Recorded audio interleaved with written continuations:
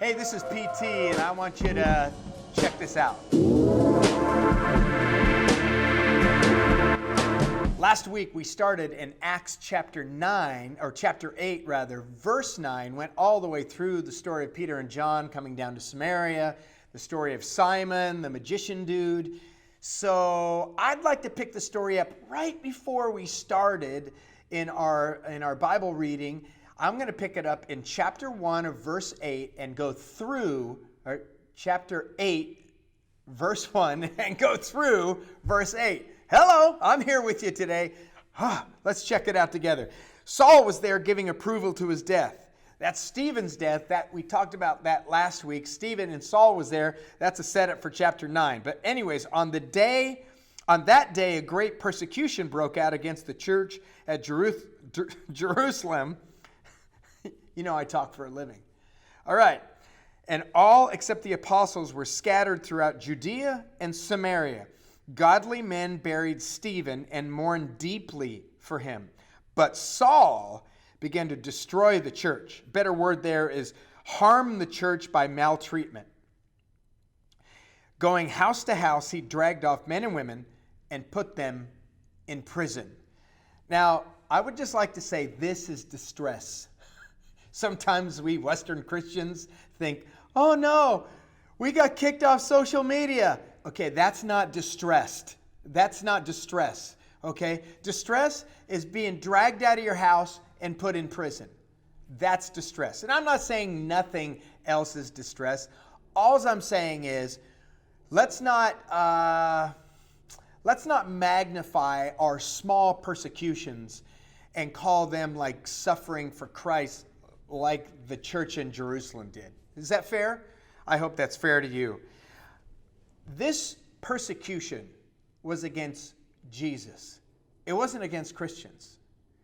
It was against Jesus.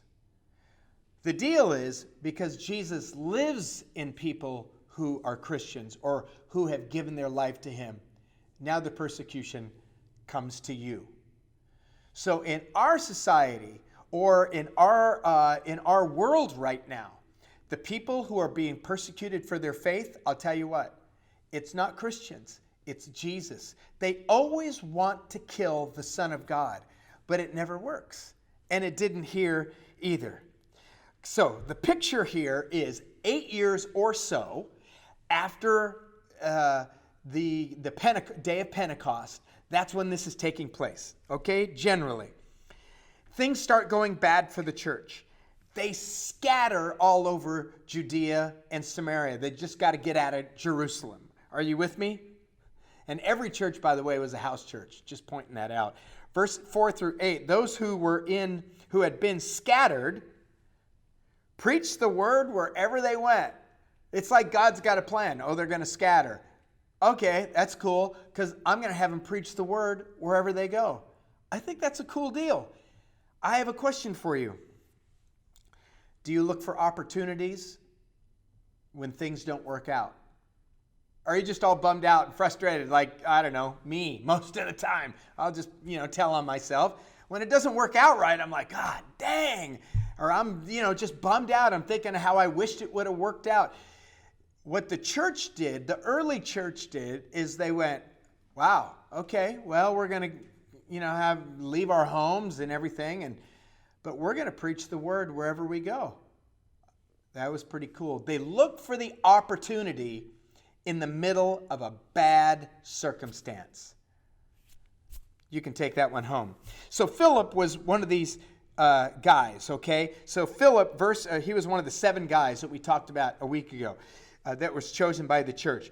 Philip went down, verse 5, to a city in Samaria and proclaimed the Christ there. When the crowds heard Philip and saw the miraculous signs he did, they all paid close attention to what he said. Boy, that happens, right? Okay, with shrieks, evil spirits came out of many, and many paralytics and cripples were healed. And there was great joy in the city. So, Philip, he went to Samaria, to another race, to another place. And the race, why was it another race? Weren't there Jews there? Yeah, but they were half Jews. And full-blooded Jews hated the Samaritans, hated them. That's why Jesus told that parable, the Good Samaritan, because he was the only one who did something right, and the Jews hated the Samaritans because they were only half Jewish. So Philip did miraculous signs and miraculous wonders, and he healed people, and he cast demons out of people, and he spoke the gospel to the crowds. That's pretty cool. Isn't that just like God? And this is one of the big points I want us to take home. God wasn't confirming his word with signs and wonders. God was healing and delivering and saving the people that he loves.